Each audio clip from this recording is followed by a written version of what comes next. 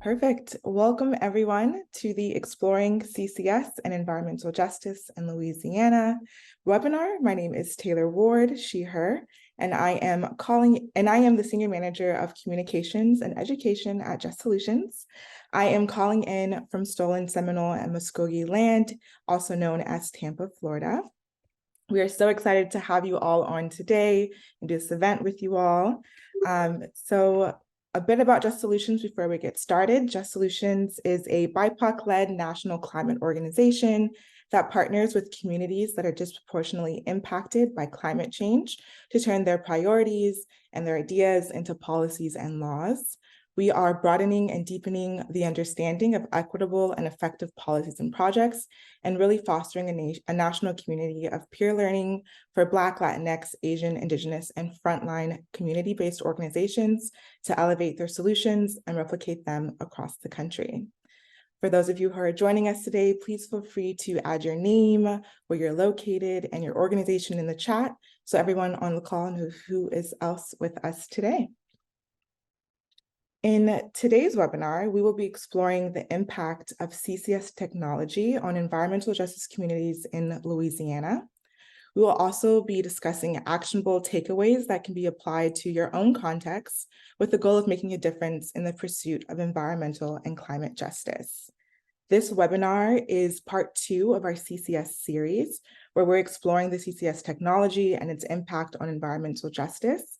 If you'd like to watch part 1, I will be sure to include that link in the follow-up materials, and it's also on the Just Solutions YouTube channel if you just search up CCS Just Solutions on YouTube.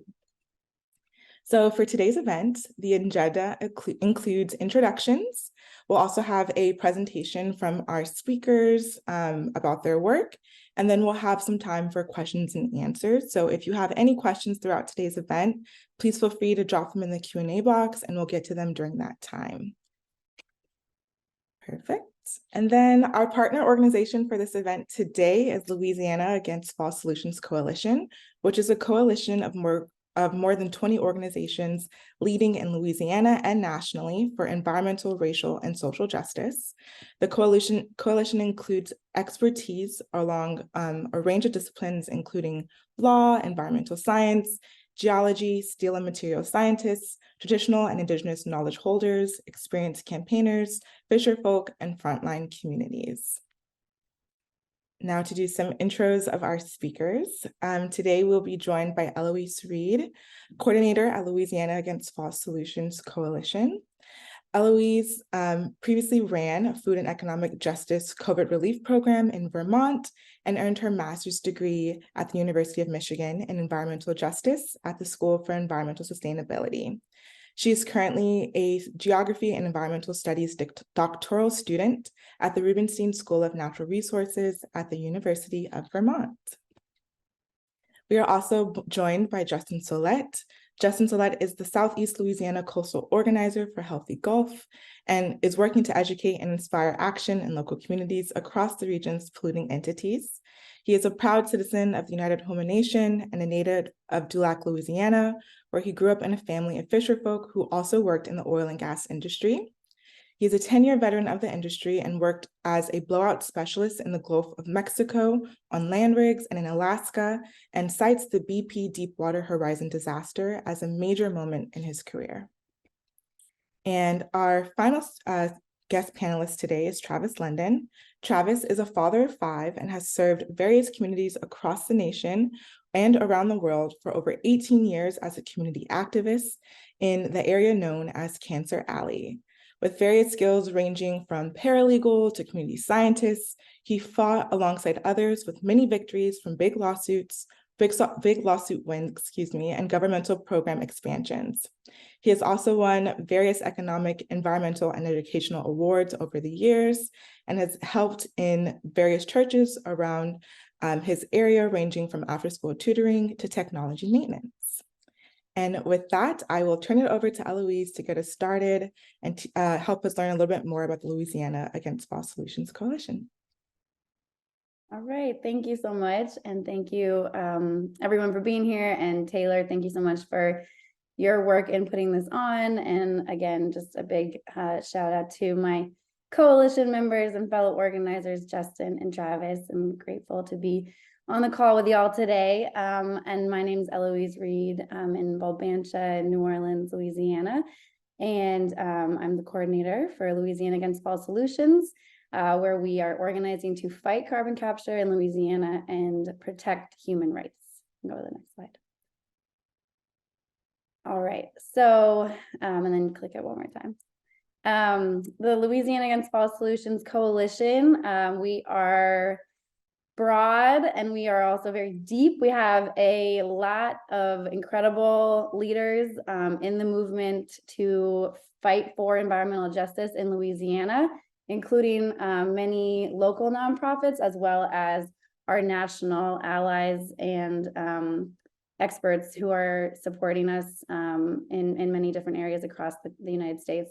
And just to give a quick background, it was Louisiana Against False Solutions was formed in the end of 2021 as a response to Louisiana applying for primacy to basically have the regulation and permitting rights to oversee Class 6 wells, which is where the toxic waste injection would happen of carbon dioxide in our communities.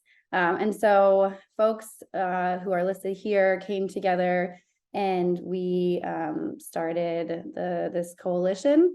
And I'll just name a few: Deep South Center for Environmental Justice with Monique Hardin and Dr. Beverly Wright, Alliance for Affordable Energy with some really key, brilliant players there, Taproot Earth with Colette Pichon Battle and many of her incredible staff, and Healthy Gulf, Rise St. James, Earth Justice, Sierra Club Delta Chapter, Earthworks, and many others are, you know, key players in our coalition, and as it says here, have lots of different expertise in many different backgrounds.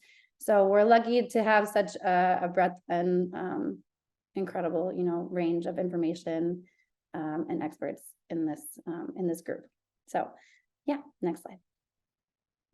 So we exist to move Louisiana away from false solutions like carbon capture and towards an actual just transition to renewable energy in a future for Louisianans where we can all thrive and survive and actually have a clean and just state and future for ourselves and our children. And how we're gonna do that, we are exposing carbon capture and storage as a non-solution to the climate crisis, and we're working to erode its political viability, and you'll hear more on how we're doing that in a minute. We also are developing a united front of allies across Louisiana, which is where a lot of my work comes in as the coordinator, with support from our national groups and allies. And then you'll hear a lot from Justin and Travis about how we're also stopping any new build out of industry that's related to false solutions, and specifically to the toxic waste injection of carbon dioxide in Louisiana and across the Gulf South, and with many partners across the nation as well. So yeah, that's kind of, you know, what we're doing. All right, so let's go to the next slide. How are we doing this? It's my pleasure to coordinate lots of the work that we're doing here. We have the media and communications group, which you'll hear about our accomplishments with that brilliant team. And then we have our policy working group. We have a research team, a budget and funding team, primacy working group, and we have education and outreach, which again, you'll hear more from Justin and Travis. And then we have our 3 main campaigns where we are not just looking at site fights across Louisiana, because now there's over 27 proposed carbon injection wells and carbon projects in Louisiana. So we're really looking at kind of trying to erode the viability of each company that is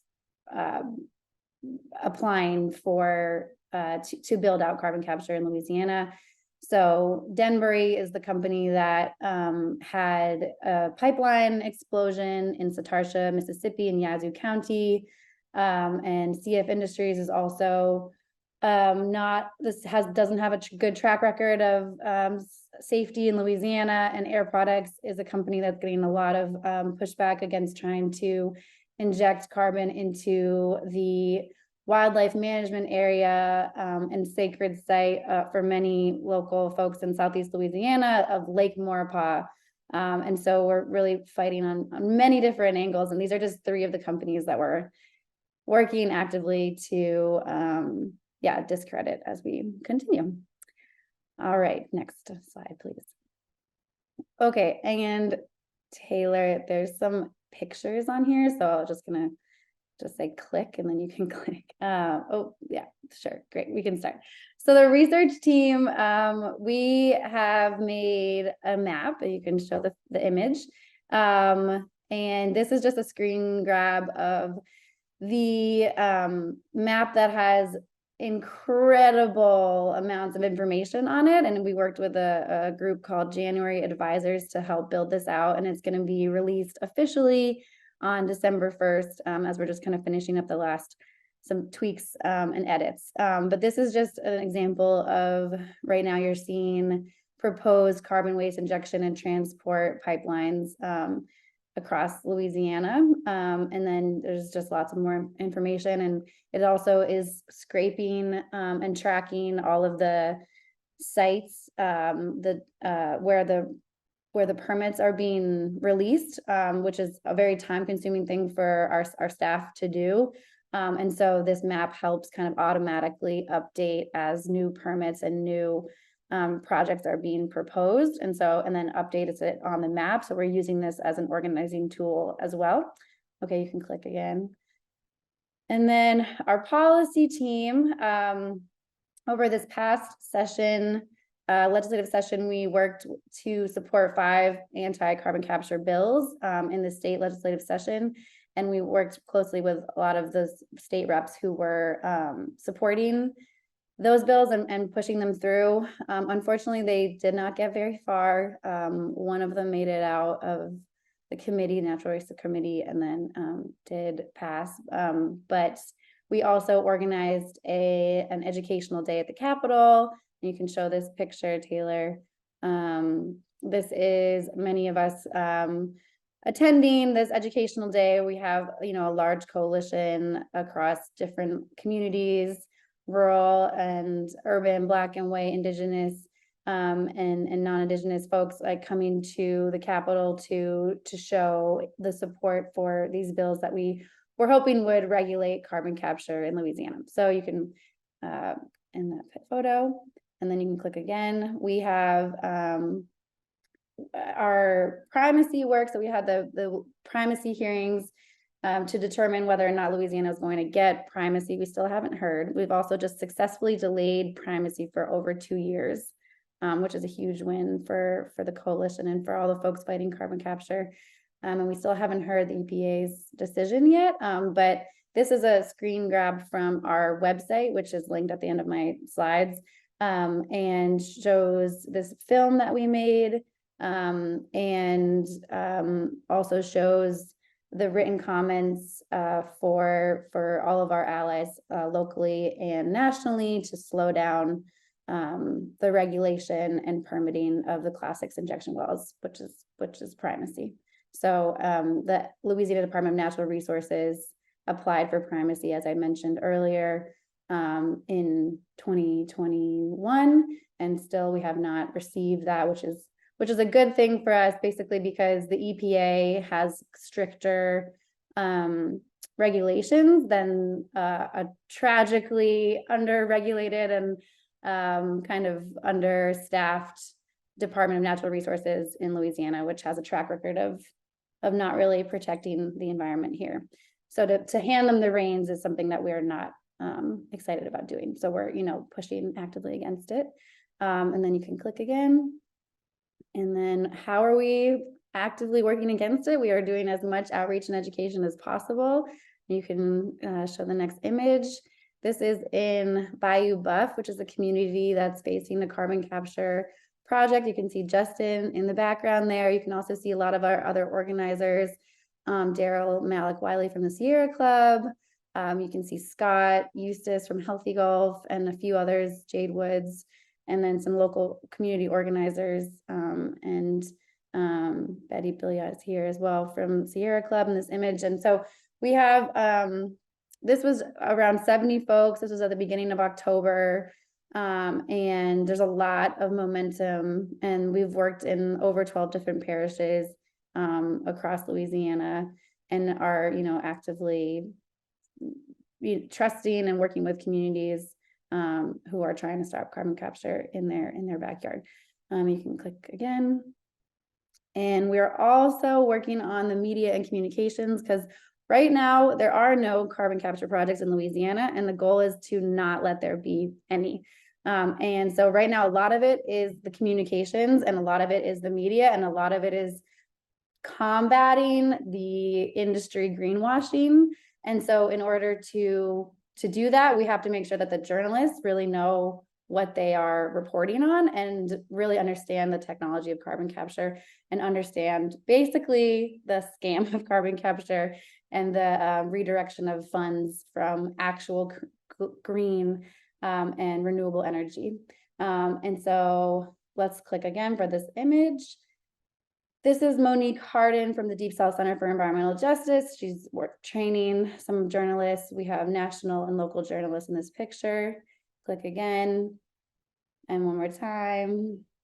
This is Travis London, who you'll hear from in a minute. You'll hear, this is also Jade Woods, who I work closely with, and then we have a journalist from The Guardian, and other. So many stories came out of this this incredible training. This was a bus tour where we showed an injection well failure site in Louisiana, and we also showed proposed carbon capture, which is, happening in predominantly Black and low-income communities, which are already heavily burdened by industry and face environmental racism, and kind of have been, just taken advantage of over and over. And so this was important to get the journalists out into the communities, and to meet community leaders, and hear directly from sources or potential sources. And there's a lot of incredible articles that came out from this journalism training, which we held in June, and they're also linked on our website. So you can click one more time, and one more time. Lastly, this is the Frontline Media Network team, and we're working on making 4 different films. They made the first EPA primacy film on our website, and then there'll be one coming out in this month, end of November. We'll have one in December and one in January, to really showcase the risks to public safety, the risk to culture and economic success of fisher folk and others in Louisiana, and just kind of an general overview of carbon capture and the dangers of carbon capture. So we're really excited about all the work that the media team is doing right now. And you can click, and then go to the next slide, please. And how do we do it? And I know there's some time where we'll talk more about this towards the end, but I just wanted to really, just commend the coalition. I don't know if folks on this, call are familiar with coalition organizing. It's definitely a challenge sometimes in and of itself, with a lot of different organizations with a lot of different priorities. But really, there's so much dedication in that, that's because we have a dedicated trust and relationship building with all of our partners and the coalition members, and that we try to be as collective and transparent in our budgeting processes and our fundraising processes. We develop spokespeople, which can be very intimidating and scary for good reason, with a state that has so much pro oil and gas industry folks in it. So to make sure that people feel supported in speaking out against a new industry, that's to show that we don't want to be another test ground for yet another toxic waste site or dumping ground. And we also, we've had, a lot of extensive strategy sessions, shared knowledge. We just came off of a 3-day retreat in the end of October, which was really successful. We spoke a lot about, making sure that our values are aligned, that we approach everything with an anti-racist lens, and we prioritize the safety of the organizers of color inside the coalition. And a lot of that comes from organizing and consistent communication within the coalition and with the communities that we work with, and also just in bold here in caps that we celebrate, we have a lot of joy, and our acronym is LAUGHs. And so we really make sure to kind of bring a lot of joy and positive energy, because this work can be draining. So we really want to rely on each other and make sure that we can celebrate the wins that we do have. And so I think that's that for me. If you go to the next slide, you can see how to stay in touch with me, and you'll hear more from Justin next. But yeah, this is the Louisiana Against False Solutions, and I can put all these things in the chat in a minute, but my email is there. And if you want to join our listserv, you'll get daily and weekly updates from us. And if you want to just follow us on social media, you'll see updates there as well. And our website, again, has tons of resources for folks, definitely Louisiana Central, but I think a lot of those are good for if you're facing this type of build out in your own community, just to see examples of some of the work that we've already done. So that's me. Thank you so much. And I'll pass it over to Justin. Perfect. All right. Thanks, Eloise. That was really great. I mean, I didn't bring any slides, but you've done a great job actually coordinating the LAUGHs coalition and allowing us to actually come together and work together to fight this seemingly impossible task of stopping CCS and other rollouts we have here in Louisiana. I'm going to start off. Hi, everyone. My name is Justin Soule. I work for True Transition, and I'm a citizen of the United Homa Nation, but I do not speak for the whole tribe. My work started around organizing, was in 2009 when we organized commercial fishermen along the Gulf Coast to go on strike to fight for their rights to actually have a living wage when it came to selling their seafood on the market. And fast forward 8 months was the Deepwater Horizon. April 20th, there was a explosion aboard the Deepwater Horizon that killed 11 people. That completely shut down the commercial fishing here in South Louisiana for 84 days. I didn't even know I was an organizer until a couple of years ago when I looked back and basically was helping people along the Gulf Coast just fight to have a voice and a seat at the table. I know now that as we change societies, we must change from operating on the mode of individualism to community centeredness. Community is what makes everyone important. That's, as a Gulf South community member, we come together and we share in the love of food and music and everything. And that's how we organize. We organize around those festivals and around our love for food and music. And we see that these industries are coming in and basically taking everything from us. So we're fighting for that. What I and all of us here are fighting for is a just transition. The principle of a just transition is that a healthy economy and a clean environment can and should coexist. The process for achieving this vision should be a fair one that should not cost workers, community residents, their health, environment, job, or economic assets. Any losses should be fairly compensated. So when you see these industries coming into communities and basically wanting to put a test well or industry, an LNG plant, they're getting these huge tax breaks to come there. They don't have to pay property taxes like you and I have to do. And now the parish or county that being operated in aren't receiving anything from those industries. But what they are is they're carrying the burden of those industries. When it comes to water usage by industry, it's unbelievable how much water is using. We don't think about where water comes from unless there's an emergency, like what happened in Plaquemines Parish and along the Mississippi with this water wedge. We don't think about it. We don't worry what it takes to get to us, as long as you can turn the tap and have it. But the population of this planet who does not have running water greatly outnumbers those who do. But when you speak on amount used, industry uses more water than both the population that has running water and those that do not combined.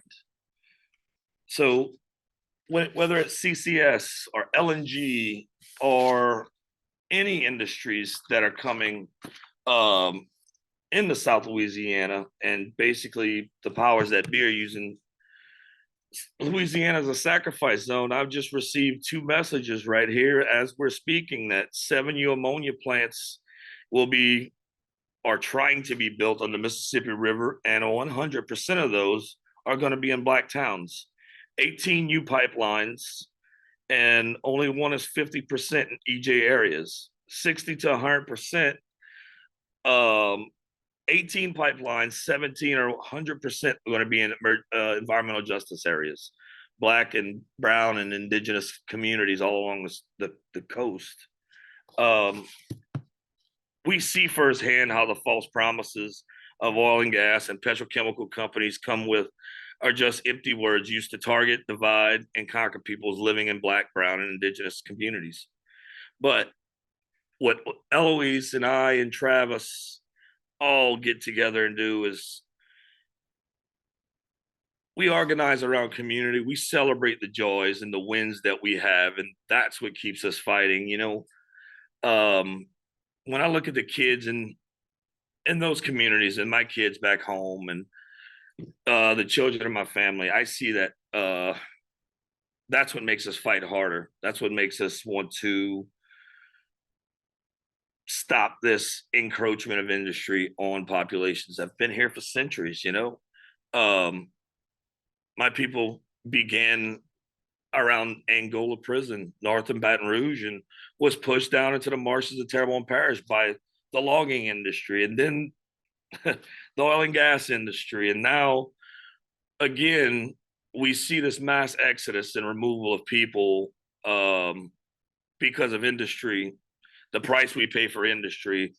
We're losing more land on the coast of Louisiana than anywhere in the world, and we already seeing that movement of people as climate. We have the first climate migrants here in Louisiana, and we're going to continue to see that if we don't fight to stop these industries coming down. And Eloise and I and a few other in the last coalition really say that we're entrepreneurs, because during the fight to save Lake Maurepas, we created 25 jobs where Air Products had to hire 25 lobbyists to fight just a little bitty coalition that came out of a few concerned citizens about carbon capture and these 45Q tax credits that was built into the IRA.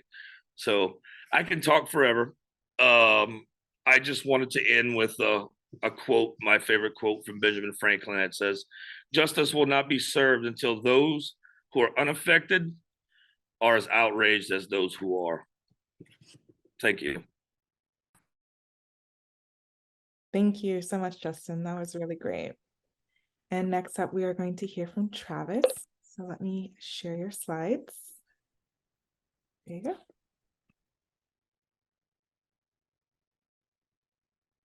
Hello, you can hear me? Yes, we can hear you. Okay. My name is Travis London. I've been a community activist for, you could say, about like 2 decades, mainly in Cancer Alley. What I want to talk about is carbon capture, the relationship between carbon capture and petrochemical relationship as well. But I also want to focus mainly on LNG as well, because LNG is a main player in its carbon capture and petrochemical relationship, and it's a there's a lot of permits. And Justin had mentioned pipelines, and they're gonna have a lot of LNG. They're trying to propose a lot of LNG pipelines to come in Louisiana and facilities. They're trying to make Louisiana the capital of LNG production, and that's been in talks for a couple of years. So, we can get started right quick. Next slide. So, what are LNG, carbon capture, and petrochemicals? On one side, I talk about LNG, which LNG is a natural gas turned into a liquid chemical, simple, and uses a drilling process along other chemicals to get natural gas out of the ground near groundwater. So, my fear near of LNG project, or the LNG project, is that they're gonna be around groundwater. I never seen anything in the United States, or let alone the world, where groundwater got contaminated and it actually became cleaned up in a sense. Carbon capture takes carbon out the air, and I'm saying that sarcastically. And you see, stress. Hold on a second. I gotta throw my phone. Sorry about that, y'all. Stores carbon mixed with other chemicals underground, and places carbon and other chemicals in deep underground pipelines, caverns, and wells near groundwater. See, that's another project they're going to be around groundwater. Petrochemicals. A combination of chemical comes from petroleum or gas used in medicine, fertilizers, and food. That's that's another scary product, because that's also have runoff and all this other stuff that goes into the groundwater. But petrochemicals is so dangerous now that you can actually find this in your medicine, your fertilizer, and your foods, and all kind of different stuff that we put in, even in our drinking water. You find different petrochemicals and forever chemicals that what some people call it as a nickname. Next slide. The LNG and carbon capture relationship. Some LNG sites use carbon capture and storage, which is the process of having carbon flow in pipe deep underground near groundwater, drill near groundwater, and store carbon in underground wells and caverns to reduce carbon in the air, sarcastically. LNG uses carbon capture and utilization for a process that uses water, chemicals, and other gas to increase oil flow into a well or change the texture of oil. All that sounds like a bunch of craziness that LNG and carbon capture doing, and it kind of seems like they trying to make us guinea pigs. Next slide. LNG and petrochemical ratio. LNG is a key fuel for making petrochemicals. Both LNG and petrochemicals sometimes are processed at the same site. That's one of the main relationships that both LNG and petrochemicals are processed in the main site, and like Justin said, they utilize a lot of water. They also utilize a lot of energy, and also with those different processes and so forth, you had to have like transportation, like trucks and so forth, or big giant mechanisms that take up the road and be like I don't want to say overload. It might be the wrong word, but oversized. Let me see. Yeah, oversized mechanisms that take up the road. They break up infrastructures like roads, bridges, and so forth and stuff like that. And at the end of the day, taxpayers gotta pay for that. Even like any damage to water or any traffic delays or anything, for like having like wrecks and so forth. That's all coming out of our pocket, not industry. In industry, if they do get penalized, it's just small amounts, probably 1% or 0.5% of what they make out a year. Next slide. Why should we stop LNG projects? Overuse of LNG industry will cause more air pollution, slow down efforts of having cleaner air, and will block us from creating real inventions to help us attain clean air, water, and soil, current and in the future. One of my greatest fears is carbon capture project is that, like, what happens if too much carbon in the air and too much carbon is trying to get stored? Like, what is like the plan to try to make sure that in none of the, like, what's the plan to make sure that we don't have an overuse of these carbon capture mechanisms and so forth? Like, what happens if anything breaks or leaks or explodes? I don't think any of these projects have a contingency plan to, like, try to make sure that they could, emergency plan to make sure that they can protect the community. And that's something that, we should challenge, along with they trying to put in the EIS statement, which is the environmental impact statement, and try to go against the air permits and so forth they're required for them to, like, talk about in the environmental impact statement. Next slide. Now, this is a timeline, and this is like, I did like a lot of research on it, and it's some crazy stuff that goes on with LNG and pipelines and so forth, and all the kind of crazy industrial projects. So for food, they had an incident with natural gas fuel explosion and fire, and it was around a chocolate factory. This was in West Reading, Pennsylvania, and matter of fact, I'm in Pennsylvania right now and helping out with some folks voluntarily to help out with a project out here, even with the East Palestine Trail on derailment, where I'm going to Ohio as well on the 10th. But that happened right here in Pennsylvania, and that was in this year, matter of fact. And you could just imagine the smell. It was like sulfuric acid. People talk about, like, rotten egg smell and sewage smell and so forth. And they were around a chocolate plant. That's disgusting. Another incident happened with the workers. A lot of times we talk about communities on the fence line, but we forget about, like, the people that actually have first, like, contact with the chemicals or the workers.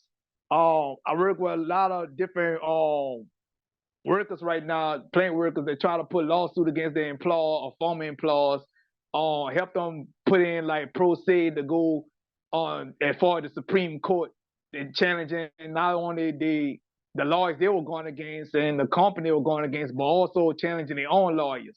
Because in Louisiana, the Bar Association, a lot of these lawyers work together. But that's another story. On May 4th, 2023, one worker was missing after a chemical plant explosion, and that happened this year as well. That was in Newbury, Massachusetts.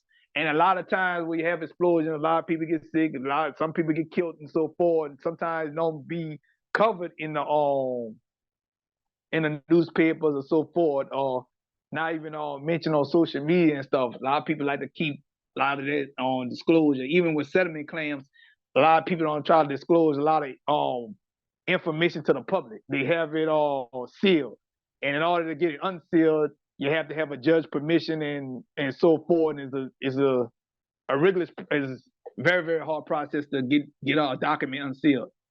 Talking about roads, June 23rd, 2023, a Union Parish 911 was notified of an explosion through numerous phone calls. One person was dead, 3 were injured on Highway 15, an oil well explosion. And that's something to feel about, even with the carbon capture project. Like, having these abandoned wells that utilized by the carbon capture project go and have these explosions. Matter of fact, in Tangapole Parish, they had a well that imploded. And the company Air Products tried to go there and say, like, well, it was a abandoned well that had corrosion. Their abandoned well had no access to any water to even cause corrosion.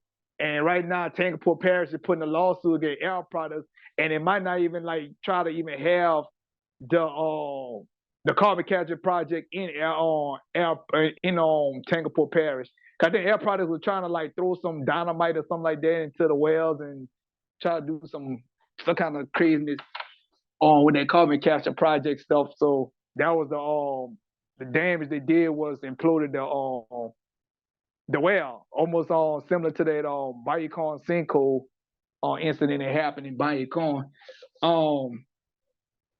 July 15, 2023, an explosion and a huge fireball was seen at a chemical plant. That affects air. And the crazy thing about it is like a lot of different areas in Texas and so forth experience these massive fireballs. Matter of fact, Plaquemine this year had a fireball incident at Dow Chemical. I got alerted by different chemical workers. I reported back to the organizations about it in Louisiana about the takes of the workers, how like it burned, the machines burnt overnight, hazmat and all this other stuff was slow to like, the emergency response was slow to try to evacuate people, let alone try to treat the incident. And the sad thing about that as well is that like a lot of the plant workers were laid off for almost a month and a half.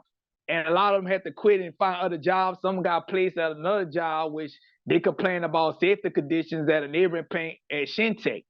My sister lived near Dow, and she even said when they had the explosion, she could have felt it all in another area. And she not even from Plaquemine. She had to stay in Addis, a neighboring town. She even felt the explosion. And a couple of neighbors. Firefighters on the scene at a gas plant fire outside of Haven have left with fears there. Even 911's response have problems with industry. I have they had a guy that I used to go to.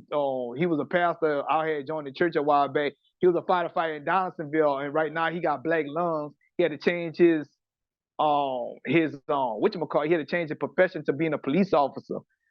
He talks about a lot about industrial response thing that they had to go see because they the first responders, and it's crazy, that it's unfortunate that the first responders got to go through so much. Next slide. And they're just basically, just letting y'all know that, false solutions and no solutions. And one of the chemicals I didn't mention in here is tetracarbon chloride. This chemical nobody talked about. It affected Camp Lejeune people. It either could be made in a carbon capture project. Carbon tetrachloride, if enough get into your system, you wouldn't even have a chance to even run or even evacuate. It will knock you out in seconds. And it's a very dangerous explosive chemical as well. And I'm doing a write-up with some people out the nation, around the nation, to try to see if I can get this message spread across as soon as I can, and let everybody know about the danger of carbon tetrachloride. Next slide. I just want to tell y'all thank you, and how to get involved in trying to stop a lot of these crazy projects is go to public hearings. That's been very, very effective. I see it against Formosa. I've seen it against South Methanol. I've seen it over the years with Nucor and other spots that stop on plant expansions or even stop plants for even like happening. Even a pipeline. Me and NAACP has stopped a pipeline for getting built in near one of the first black settlements in Louisiana, Allendale and Racing, Louisiana. We even stopped a compressor station. And public hearing is very effective. I've seen it firsthand. Lobbying is also good as well. And also Justin and them talked about that as well. And and also to talk to your local environmental organization for more ways to act. Eloise touch bases on that as well. So I just want to tell y'all thank y'all for the time. And y'all can see the pictures of me and Diane Wilson. We had help brought some awareness to Texas, and she had won a $50 million lawsuit against Formosa. So if she could do something like that, anybody around the nation could do the same. And I'm glad to take part in helping everybody out that I can and stuff like that. And y'all doing an amazing job, and I want to thank y'all.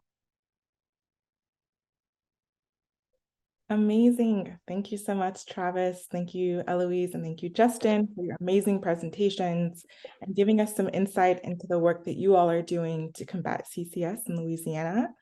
We are now going to be opening it up for questions. So if anyone has a question, please feel free to drop it in the chat or use the Q&A function, and we will incorporate it into this time. So the first question that we received from some of the registration was if folks could share what has been the biggest challenge when it comes to dealing with CCS, whether that's relationship building, narrative challenges, organizing. If you guys could all share what are some of those biggest challenges. Oh, I can talk about that. The biggest challenge is really trying to educate everybody on the dangers of carbon capture or even LNG and so forth. A lot of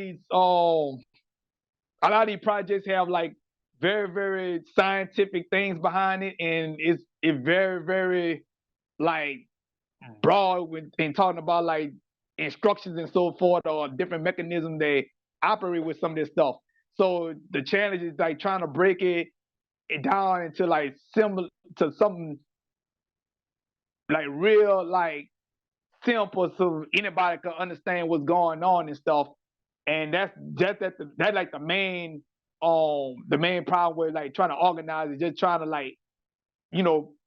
basically try to simplify the information and give it to the community and plant workers as well too, or even business owners. Thank you for that. Any other challenges for you, Justin or Eloise? Biggest challenges, not just educating community, like Travis said, but the biggest challenge that I have in dealing with communities fighting CCS is the representatives of Louisiana and the parishes, those state, local representatives. They're so tied to industry, they fail to see that they're selling their soul for the jobs that aren't coming to their communities. And that's a large hindrance in organizing that. It's hard to get around that, to actually speak with the people, because they're out there telling the community one thing. Just as an example, in Bayou Buff, when I went to the first ConocoPhillips meeting for that Class 6 test well, the parish president was there. There were representatives from the Senate. They were out there just rubbing elbows with the bigwigs of ConocoPhillips, but the people of the community weren't being heard until we went down there and actually did a presentation to them to let them understand what CCS is in layman's terms. And it's the representatives of the state that are so tied to industry. That's one of the largest challenges that we have. Yeah, and I'll add just to what Travis and Justin were saying is, I think also the federal funding. I mean, I think that's the biggest challenge that we're facing, is just that the DOE and the EPA and the Inflation Reduction Act are all promising that carbon capture is the solution, and also that this wouldn't exist without those funds that aren't our tax dollars. And it's the same, sentiment as when we had the promise of clean coal that was never seen through, because the economic, that didn't work. It didn't make sense. And so, trying to show people that, yeah, this is your tax dollars that should be going to renewable energy or or wetland restoration, to protect from storm surge, or to cap emissions in the first place, or to close the existing wells that are leaking methane across Louisiana. Like, we have other solutions, and we have real solutions.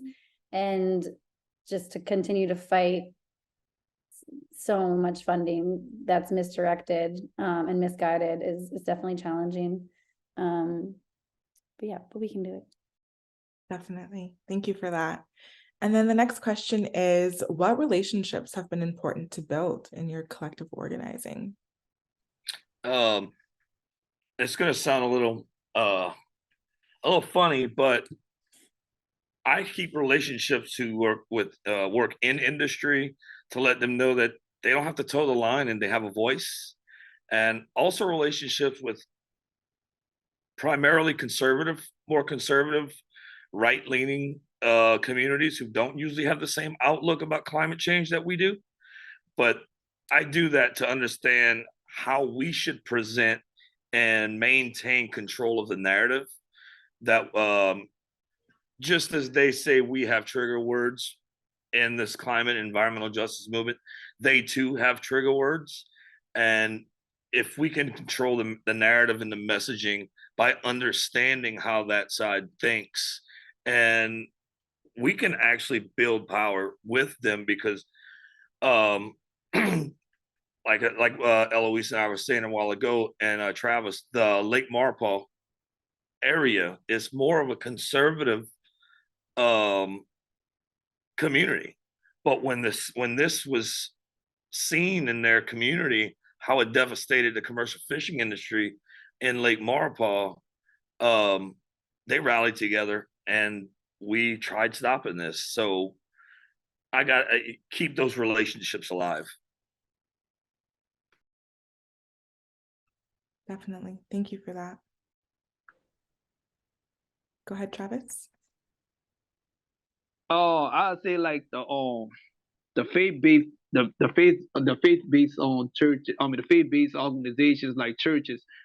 I have like noticed like churches normally, like, when politicians go into the community, that's the first place they go to, is a church. Um when different people trying to get resources, the first thing they go to is a church. So with my tactic, I have been in like Ascension Parish, talking with a few churches. Um, Even in like different areas of like Horton, Louisiana. I actually used to be a youth mentor, and used to work at a mega church. They're located in Baton Rouge now, and I was working at a summer camp. But like the thing is, like, try to build relationship with church members and pastors. Sometimes you get those pastors to go there and facility, offer their church as a free facility. Oh, you're on mute, Travis.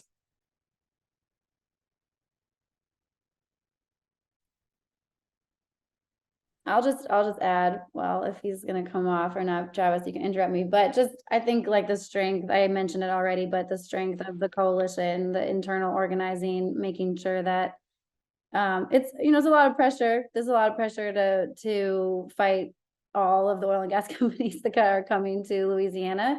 And so just making, like, really checking in on each other. And so like just the internal relationships, making sure that people are okay mentally, making sure that people are, taking time off if they can, taking rest days, just trying to prolong the stamina of the organizers, and making sure that we are really caring for each other, and just like always building in that connection is really critical, I think. Thank you for that. And then you started answering this question, Eloise, but this final question is, what advice do you have for others who are dealing with CCS in their communities? Any insights you all could share on, how they can combat CCS?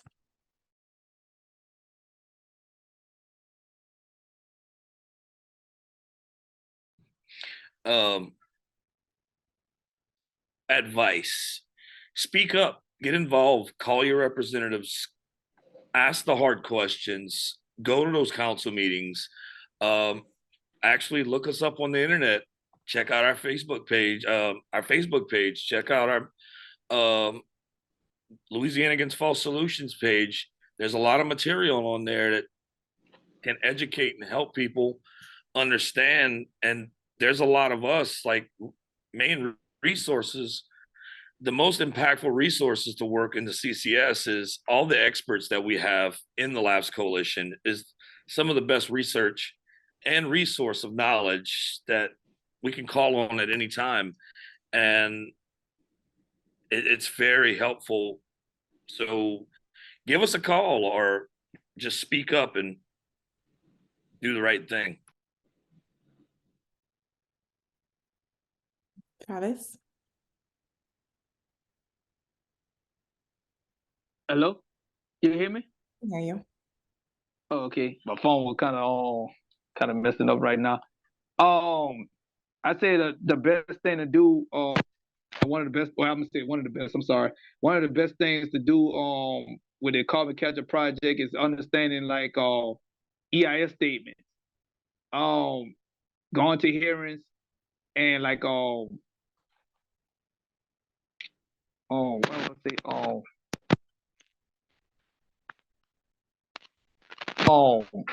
Understand the permit process, because sometimes the permit process, for like making the EIS statement, could take for like 51 days if they got a team to 2 years. And in those EIS statements, they got to have a clear explanation scientifically of how the project not going to affect the air, water, and soil. And they could come up with some.